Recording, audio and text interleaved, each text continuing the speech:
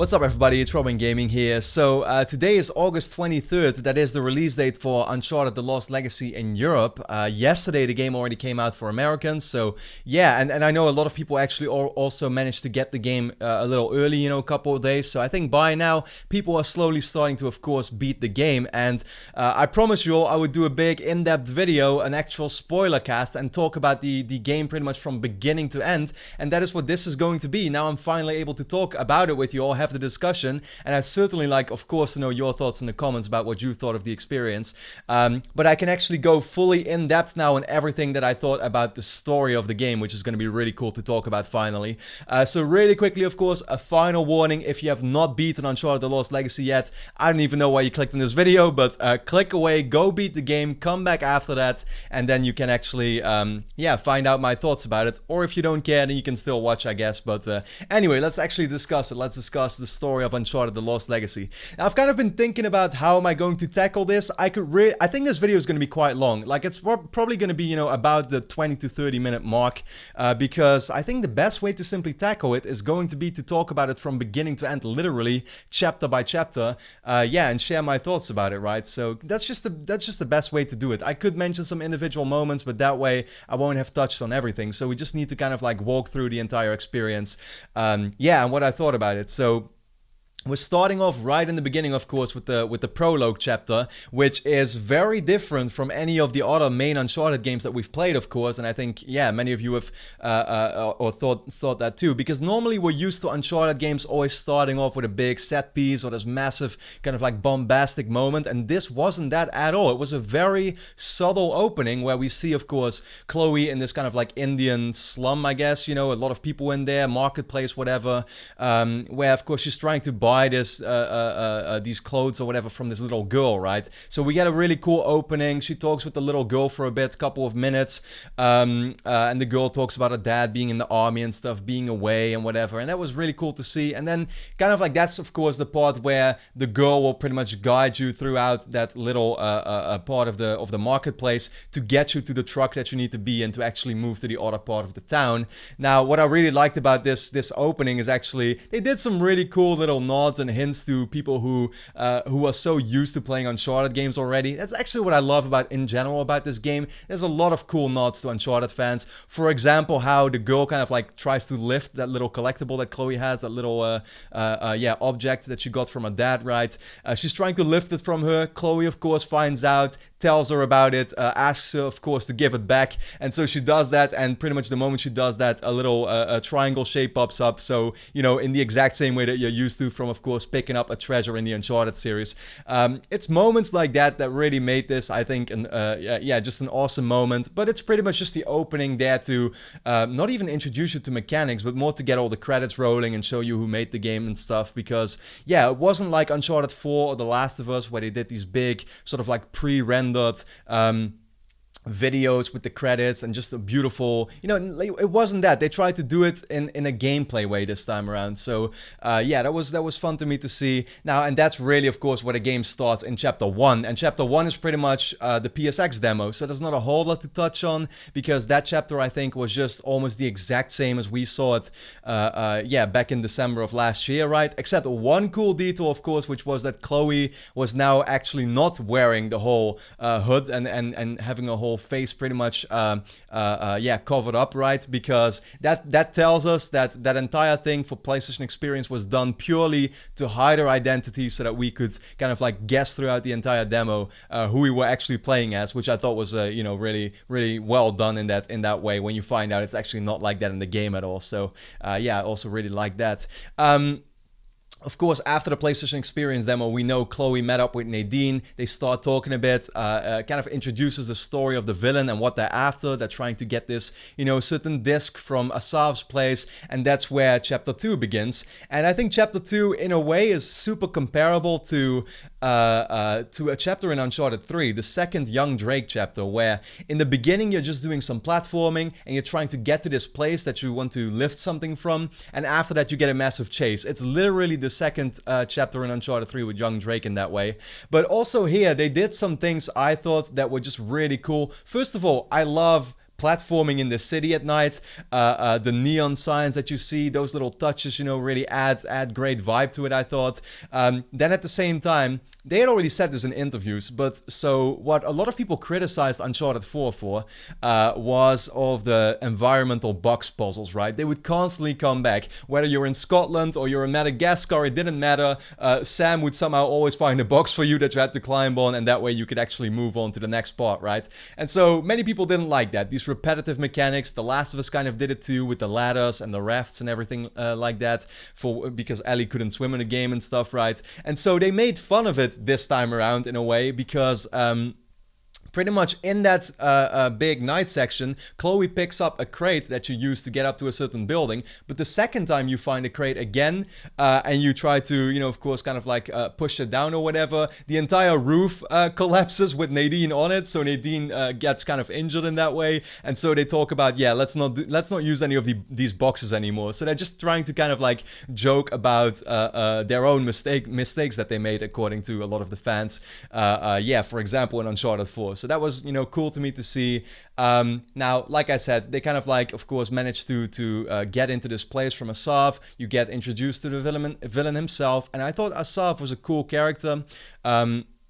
He talks in a very kind of like subtle, silent way, right? Which is nice about him, because we haven't really seen many calm and collective villains like that in the Uncharted series. And then after that, it is followed up by a typical Uncharted set piece, which is you running away from gunfire, jumping over roofs and stuff, right? Trying to make it out of the entire place. And so that's something I definitely enjoyed, because those are the type of moments that I think are just a lot of fun to play in an Uncharted game. So that was Chapter 2. At that point, of course, Chloe and Nadine manage to escape. You get the cutscene that we'd already seen when they're in the boat, talking about the symbols and stuff, what their next objective is, typical Uncharted stuff. And yeah, I guess there's not a whole lot to really say about Chapter 3, because the way I look at it is that these first few chapters now, the opening, Chapter 1 with the, just kind of like introducing you to the stealth and lockpicking and stuff, then Chapter 2, which is more, big set piece and introduction to the villain, and now Chapter 3 is kind of like introducing you to the gameplay mechanics. So that's the first one where you get to drive in a car, and you're gonna have your first real actual gunfight in it and stuff, right?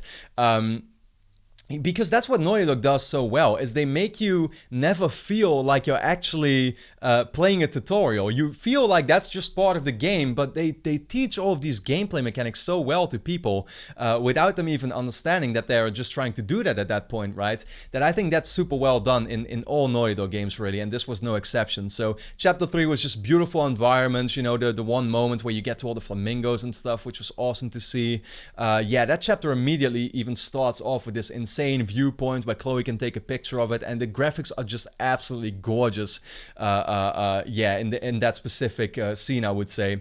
And once pretty much these few chapters are done, they kind of like taught you all of the gameplay mechanics, so you're good to go, and that's where Chapter 4 begins, and that's the big open world part of the game. Now I think this, at the same time, to me, is kind of like the low point of the entire game.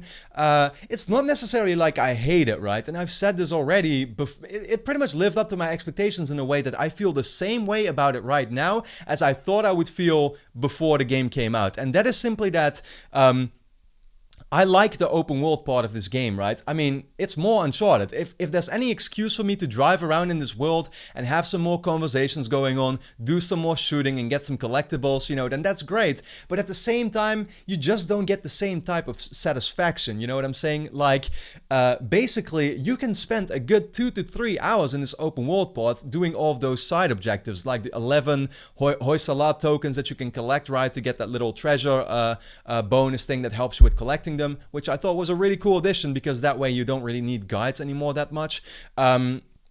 But at the same time, it's like, well, you don't get that same satisfaction in the way that there is not a lot of cutscenes playing. You don't find out a lot about these characters except from the conversations they have in the car.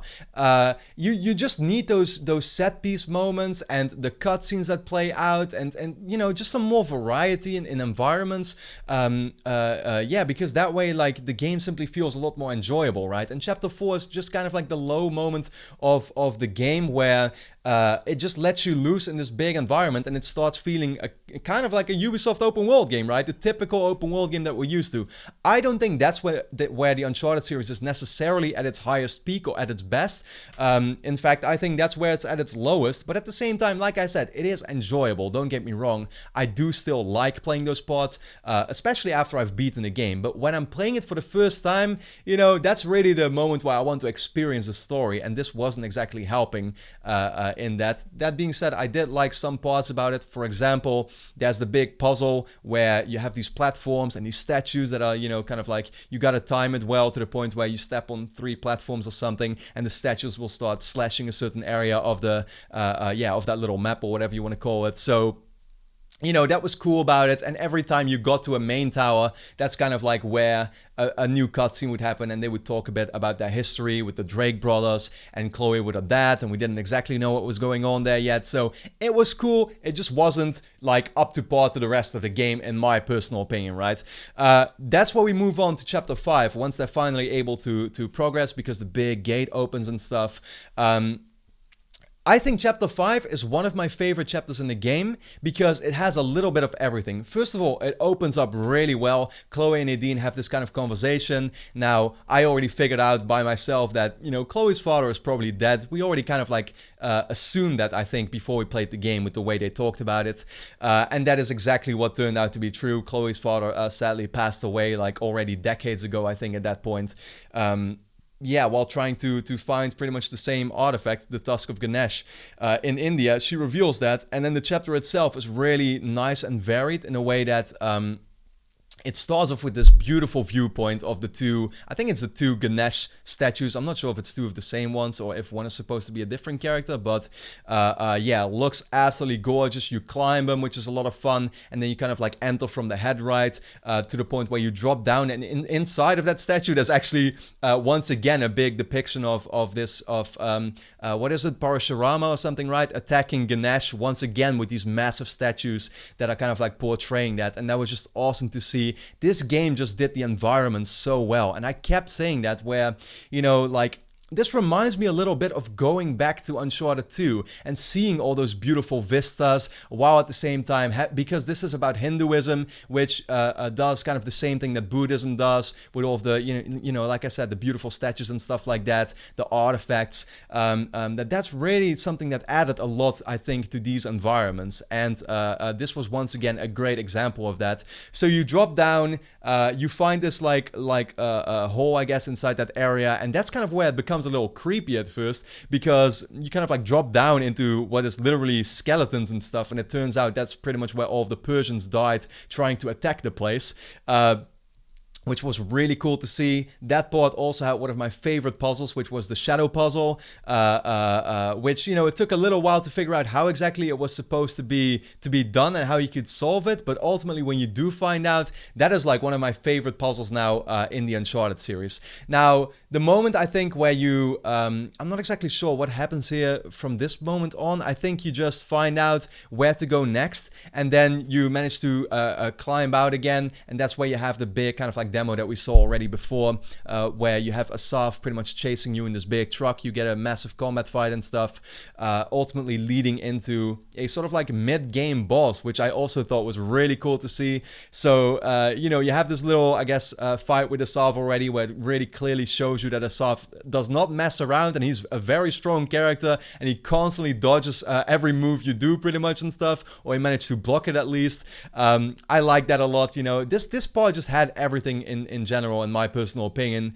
Also a big set piece afterwards where you slide off of the, whatever it is, the river thing, and then pretty much collapse to the ground, and that's kind of like where chapter 6 begins. And now this, I feel like I've been talking for ages already, but chapter 6 is really where things, I think, start to take off, and also where, like, that's what I loved about The Lost Legacy. The game got better and better, really. It is actually the final half where I was really into it and really enjoyed everything that was going on. So the big reveal at the beginning of chapter 6 is that Sam Drake is in the game, and we had all been speculating about this, like, are we going to see Sam or Sully appear in The Lost Legacy? And I just thought at first that the reveal in the way they did it was a little anticlimactic. Like, just the fact that Nadine was all of a sudden looking through her goggles and just said, oh shit, it's Sam Drake. You know, like it didn't have the same impact as that you would see him get revealed kind of like in person in front of them, right? To be Asav's expert. I already had the kind of suspicion that that is what was going on. I thought it was either going to be Cutter or Sam, most likely Sam. I just thought that was, yeah, that was just,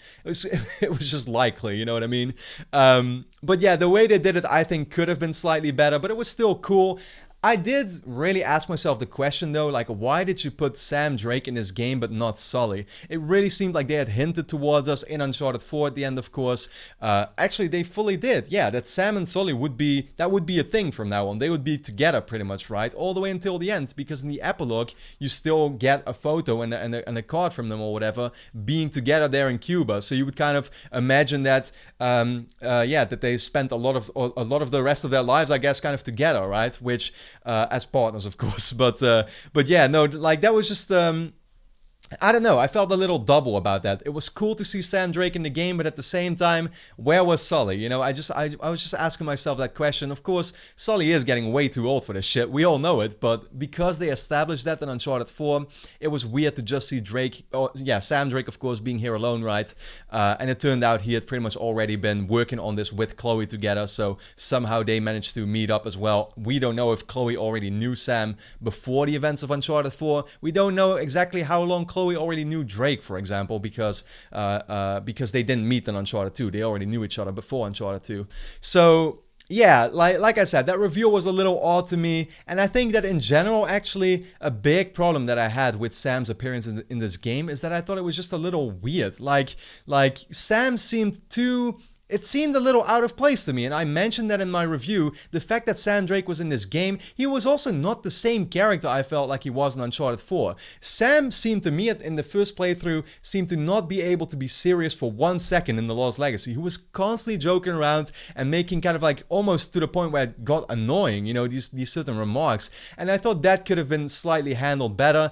I do want to say, you know, when I started playing the game more, and so I replayed it a couple times, right, Sam being in the game became much less of a problem to me. This was just something I mainly experienced when I played it for the first time through, is I thought just his appearance in general was weird, and the fact that he was such a jokey character all of a sudden, like he was there purely for comic relief, because we hadn't really gotten it yet up until that point.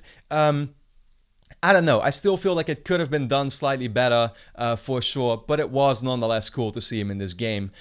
Chapter 6 is, of course, the big fight with the APC, which on crushing is absolutely brutal, but I won't really get into that. And then you manage to get into the caves, and that's where one of the big moments in the game happens, which there's not a whole lot to talk about, but it just seems like, starting with The Last of Us, with the giraffe moment, Naughty Dog has something with animals now. You're going to see that in every single game that they make. Animals are becoming a big part, apparently, and this one had its own animal moment, which was the elephant, and just really blew me away. It was a beautiful scene, of course. I mean, just saddening to see that elephant be trapped at first. Good to see that they actually, you know, tried to rescue it, of course, and then the elephant kind of like takes you on its back, and you have just this awesome scene, very comparable to For Better or Worse in Uncharted 4, Chapter 17, with you and Elena driving around in the Jeep. But this time around, you know, Chloe and Nadine, kind of like just riding on this elephant and looking at the beautiful scenery around them. Nadine's still very mad at Chloe because of what happened with Sam, and of course she wasn't happy with that in the slightest. And then they kind of just have this talk where Chloe admits that she's a dickhead or whatever, right? A selfish prick or whatever she calls herself. And then things start to kind of like, the bond starts to kind of be restored again. And that's the point where it became pretty clear to me Nadine is not going to turn into a bad guy, in this specific game, right? But the elephant moment I thought was great. You see, of course, the elephant get reunited with his family, which was super cool. And that's where Chapter 7, I think, begins, which is Balor, the big capital that they had been trying to reach. I don't think there's a whole lot to say about this chapter because a lot of it was just, gameplay driven, I guess, really, right? Except for that the environments were beautiful. You have a really cool scene where Chloe finds out that her dad had been at that place because that little collectible, that little object that she had for the entire game, turned out it fit on that certain statue. It was broken off from it, right? So that was definitely an awesome moment. And I think at the end, I just got major Uncharted 2 vibes with the big Shiva statue that you you had to climb on, that you had to move the arms for and stuff.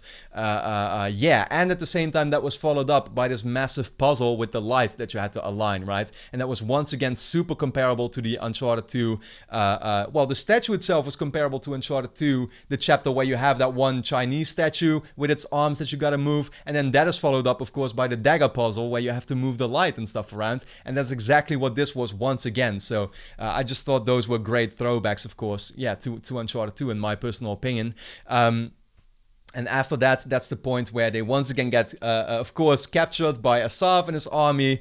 And Asav, in typical Uncharted villain style, leaves them alone, handcuffed, waiting for them to drown pretty much. And you manage to escape. Super tense moment, of course, where you're trying to pick Sam and Nadine, picklock them free, I guess, you know, with the handcuffs. And ultimately do manage to make it out. And that was cool to see. Now, then we have 2 chapters left, I think. One is chapter 8. I've been talking for a long time, I gotta say. I'm feeling completely already like drawn out as far as breath goes. But anyway, yeah, chapter 8. I think it was pretty much like, you know, chapter 8 was kind of like preparing you for the end, I guess, and not really that exciting to talk about.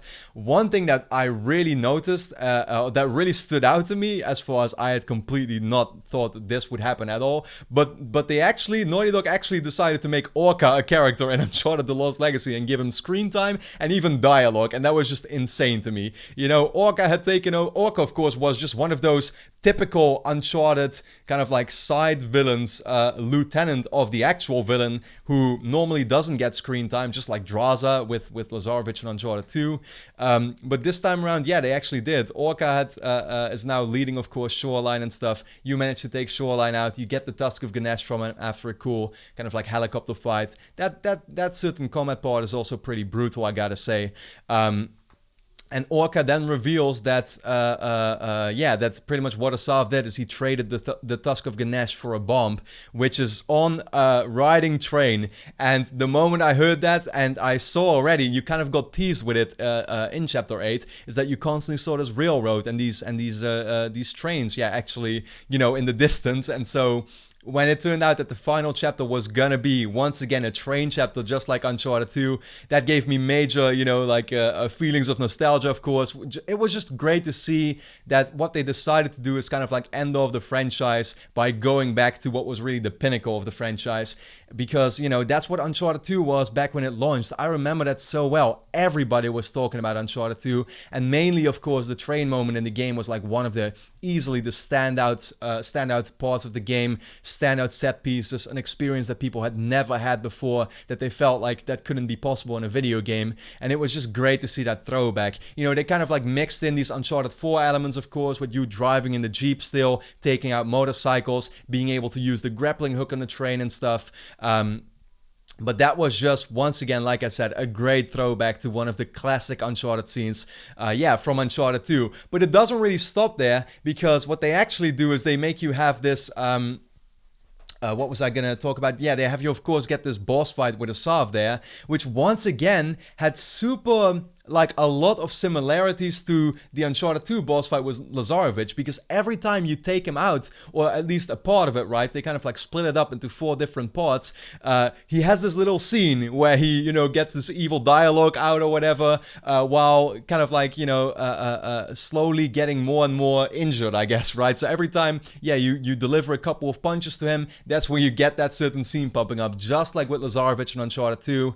And then ultimately that kind of ends off, I guess, once again with a typical, literally the same camera angles as Uncharted 2, a final scene where you escape from the train, very resemblant, I guess, to what you see in Shambhala, where you finally beat Lazarevich and you escape from the bridge that keeps breaking off and stuff, right? This was exactly that, once again, with you jumping from train to train pretty much, ultimately getting to this part where you have one final quick walk and jump you gotta do through this, you know, through this train part, I guess, in the same way it was done with Drake escaping from the train off the cliff in Uncharted 2.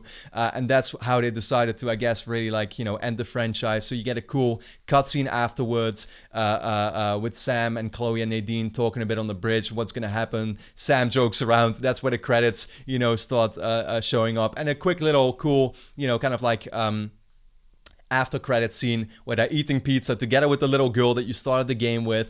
Yeah, just as a nice, funny little way to end it, I guess. And also some interesting alternate, pretty much music, to the Uncharted games, because we'd never really seen them end on this sort of like mainstream music note, but whatever, that was still interesting to see, I guess. But ultimately, what stays by to me is that Uncharted The Lost Legacy was just a great kind of like experience really seemingly made for the fans, you know what I'm saying? They had such great throwbacks to Uncharted 2 with the train, with the boss fight and stuff. At the same time, I really liked how this game just did the pacing almost perfectly, except for maybe the open world part, but it was just that this was Uncharted 4 in the way that it didn't have the slow, boring parts. Scotland I looked up to, like I didn't really enjoy replaying Scotland, or the first chapter of Madagascar, or the At Sea level, or the Young Drake pause. And this game just didn't have that. It was a beautiful, alternate Uncharted adventure that was all about the fun, even more.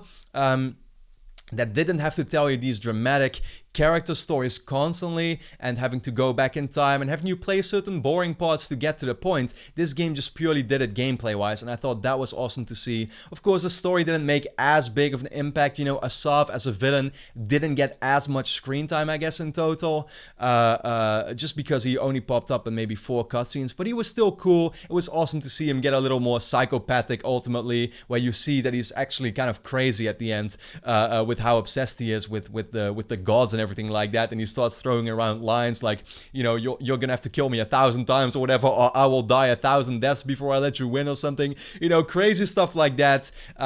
It was great to see. And then the touches with Chloe's father, of course, the elephant moment in the game, it just had some awesome standout moments, and ultimately I just thought this was a great, fun Uncharted experience, which Uncharted 4 wasn't really that. Uncharted 4 was the ending of Nathan Drake's adventure, and so they had to make it super emotional, and they had to add all of these slow parts to really tell you these awesome story moments. And The Lost Legacy just did something different again. It gave you more of a fun adventure in the way that you were used to from the previous Uncharted games. So yeah, ultimately that's what I really enjoyed about it. Once again, Sam's appearance I thought could have been done a little better and wasn't always as much of a success, I guess, as I had hoped, because he just seemed to be a little bit of a different character than what I thought of him in Uncharted 4, but at the same time it was still cool, and all of the other moments that happened were just great to me. I really enjoyed Uncharted The Lost Legacy as a big gameplay experience, and even as a story on itself. I thought it really added something to the universe, and I'm really glad that the game itself actually happened. So yeah, it was a very long talk. I don't know how long I've been talking. It might have literally been, like I said, 20 to 30 minutes or something. I'm not sure. I'm not keeping track of the time at the moment, so I'll see once I actually edit this video. But for now, I hope you really enjoyed it. I hope you managed to get through it. I hope I wasn't too kind of like, talking too long about certain parts that you didn't want me to talk about. But this is really everything I felt about Uncharted The Lost Legacy. So I want to know from you, what did you think about the game? It's kind of funny because I actually didn't really do this for Uncharted 4. I only talked about the ending, and in this one I actually talked about the entire game. So yeah, let me know what you thought of the entire game, how you felt about these specific moments, what you thought could have been done better, what you thought was really pulled off super well. I would love to see that. And for now, of course, if you really enjoy my videos and would like to support me, would like to keep going with this, please help support me on Patreon. That's really the only way at the moment to support me big time and actually manage to make me able to keep doing this a lot more. So with that being said, I would really appreciate that. Patreon.com/robingaming if you want to help support me. And then for now, hope you enjoyed this video. Like I said, let me know your thoughts in the comments, and then I hope to see you again next time.